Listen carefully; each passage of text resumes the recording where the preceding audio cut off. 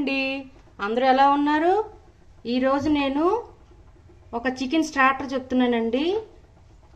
అదేంటంటే chicken tangdi kebab.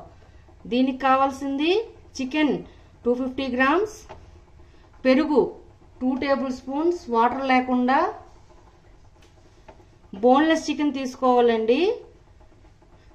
పెరుగు water లేకుండా 3 tablespoons, ginger garlic paste 1 tablespoon, kasuri methi 1.5 tablespoon, vinegar 1 tablespoon, ఇలాచీ powder 1/2 tablespoon, red flavour ఉంటుంది కదండి, ఆ రెడ్ ఫ్లేవర్ చిన్న ముక్క తీసుకొని పౌడర్ లాగా చేసుకోవాలి, అది 1/2 టేబుల్ స్పూన్, పసుపు 1 టేబుల్ స్పూన్, ధనియా పౌడర్ 1/2 టేబుల్ స్పూన్, మెంతులు పౌడర్ 1/2 టేబుల్ స్పూన్. నేను ఫ్రై చేసుకున్నానండి, అది ఆయిల్ లేకుండా ఫ్రై చేసుకున్న మెంతుల పౌడర్ అండి అది. కారం 2 టేబుల్ స్పూన్స్, ఉప్పు సరిపడినంత, ఆయిల్ తగినంత. నేను కొంచెం గరం మసాలా కూడా యాడ్ చేస్తున్నానండి.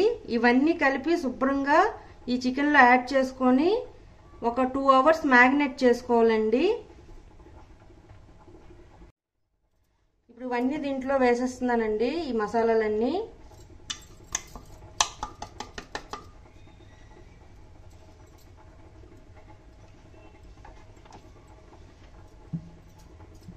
ఇవన్నీ బాగా మిక్స్ చేసుకొని ఒక 2 అవర్స్ దీన్ని మ్యారినేట్ చేసుకోవాలి.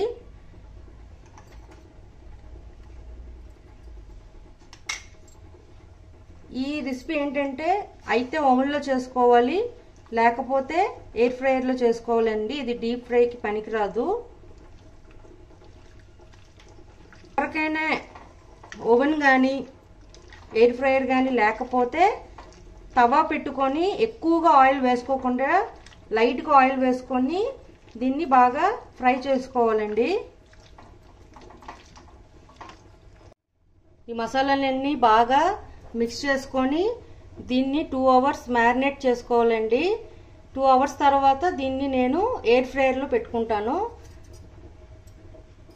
మీకు ఎవరికైనా ఎయిర్ ఫ్రైయర్ లేకపోతే అయితే ఓవెన్లో పెట్టుకోవచ్చు, లేకపోతే తవా మీద కొద్దిగా ఆయిల్ యాడ్ చేసుకొని ఫ్రై చేసుకోవచ్చండి. 2 అవర్స్ మ్యారినేట్ అయిన తర్వాత ఇలా ఎయిర్ ఫ్రైయర్లో పెట్టుకుంటున్నానండి. ఇది ఫ్రై అయ్యాక మీకు చూపిస్తే ఎలా వచ్చిందో చూడండి. ఎయిర్ ఫ్రైయర్లో ఇలా వచ్చిందండి tangdi kebab. Tangdi kebab ready అయిందండి. మీకు నచ్చినట్లయితే like, share and subscribe it. Bye.